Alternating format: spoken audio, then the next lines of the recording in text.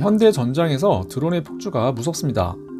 연일 매체에서 보여주는 드론의 활약을 보노라면 드론 포비아, 즉 드론 공포증까지 생길 지경인데요. 이에 커뮤니티는 물론 전문가들 사이에서도 현역 무기체계의 효용성에 대해 갑론을박이 일고 있습니다. 그중 하나가 아파치와 같은 공격 헬기의 무용론입니다. 이제 아파치는 정말 구시대 유물이 되는 걸까요?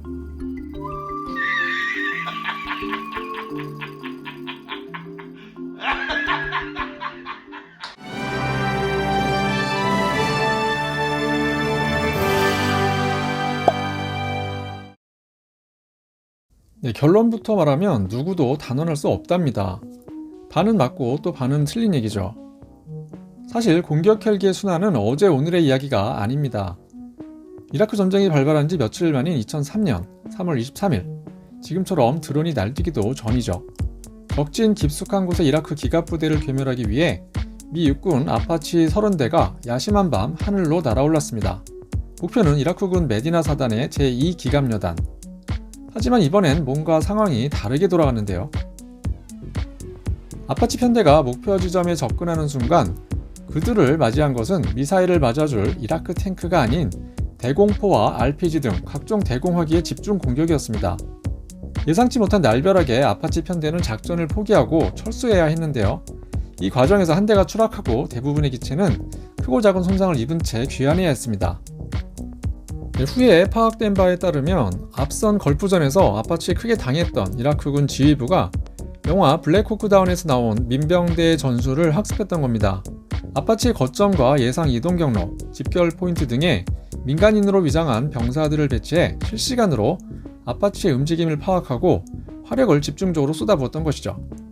아무리 최고 성능의 무기라도 무모한 작전이나 노출된 전술에서는 그 능력이 발휘될 수 없음을 보여준 좋은 예였습니다. 늘 승승장구했던 아파치는 적을 너무 얕봤고 그 대가는 혹독했습니다. 그날 이후 미 육군은 아파치의 전술을 바꾸게 됩니다.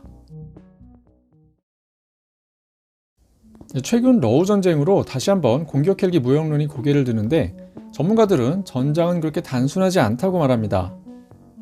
미디어에서 보여진 제한적인 사례만으로는 판단할 수 없다고 말하죠.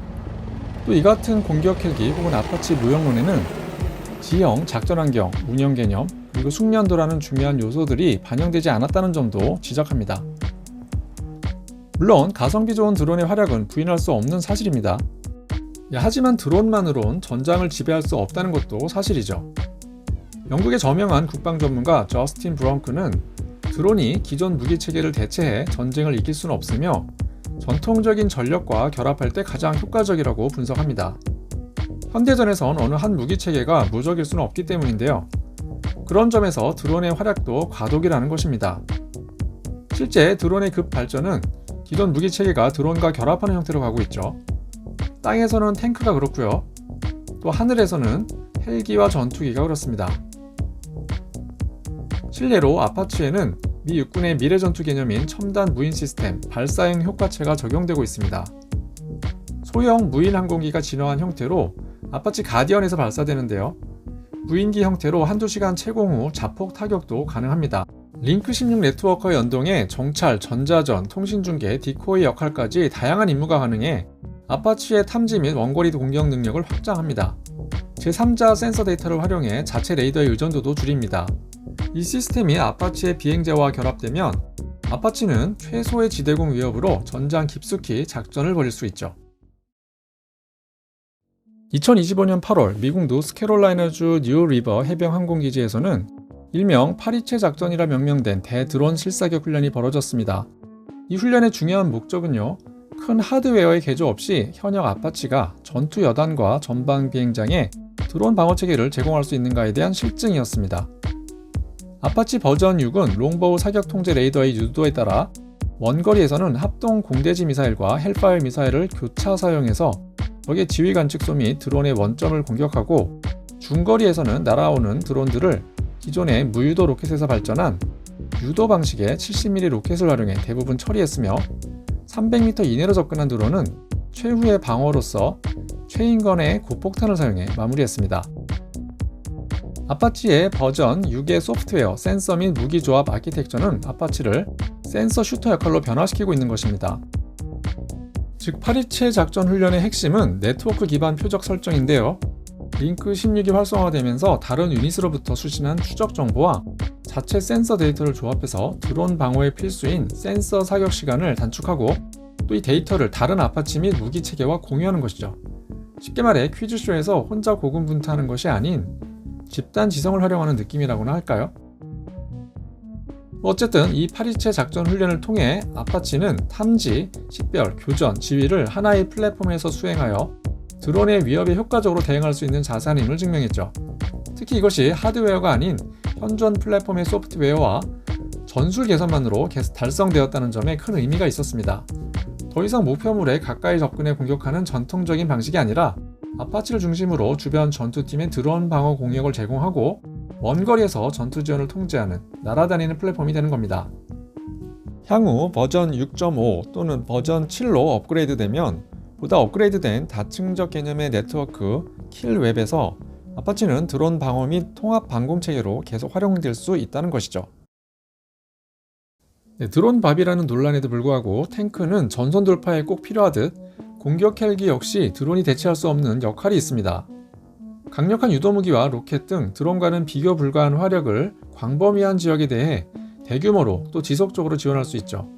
앞서 언급한 네트워크 기반에서 작동하는 이런 플랫폼은 실시간으로 다른 공중전력이나 지상부대와 협동작전을 통해 시너지를 낼 수 있습니다.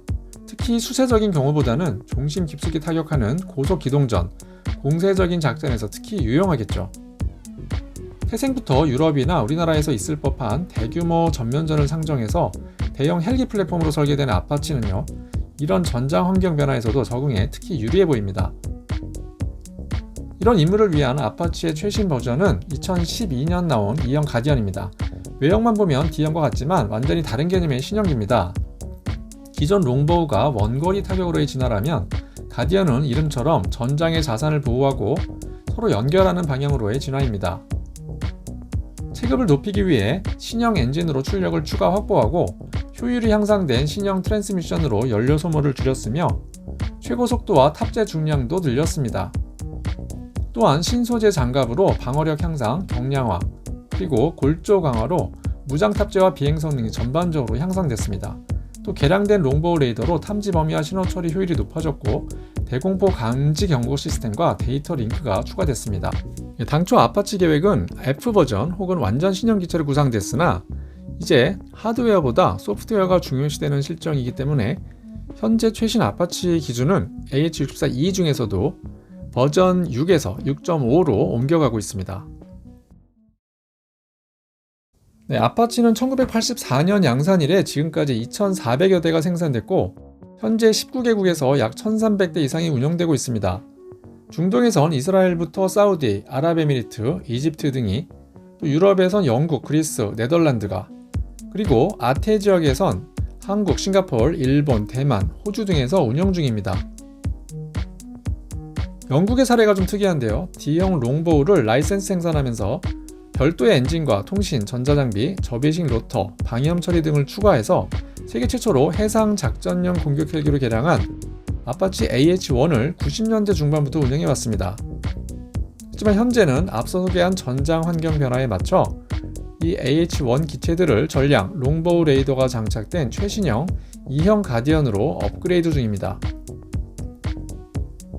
한국은 2013년 대형 공격 헬기 사업에서 E형 가디언을 선정해 2018년 36대를 배치 완료해 현재 운영 중입니다. 세계 최대 운영국은 당연히 미국이겠죠. 최근 언론에서 미 육군 보유 아파치 혹은 주한미군의 아파치 수를 줄인다는 뉴스를 접하기도 하는데요. 이는 아파치 자체의 효용성 문제라기보다는 전략의 재분배나 기체 업그레이드 전략으로 보입니다. 왜냐하면 미 육군은 여전히 그 효용성이 대체 불가한 아파치를 한 세대 이상 계속 운영할 계획이 있기 때문입니다. 당장 최근 베네수엘라 대통령 생포 작전만 봐도 아파치가 일선에서 근접 항공 지원을 담당했죠. 여전히 미군 작전의 핵심 전력 자산임을 알 수 있습니다. 글로벌 수요도 여전해서 미국은 AH-64E의 신규 생산 계약과 아파치 운영, 유지, 보수, 종합 지원 계약도 체결했죠. 최근 아파치의 효용 논란은 각국의 육해 공군 간의 치열한 예산 경쟁과 맞물려 더 부각되는 면도 있습니다. 이는 실운용자인 육군에서 생각하는 효용성과는 또 다른 이야기입니다. 변하는 미래 전장 환경에 적응해가는 공격 헬기의 대표주자 아파치. 진화를 거듭해온 아파치의 최종 모습은 과연 어떻게 될까요? 여러분의 생각도 댓글에 남겨주세요.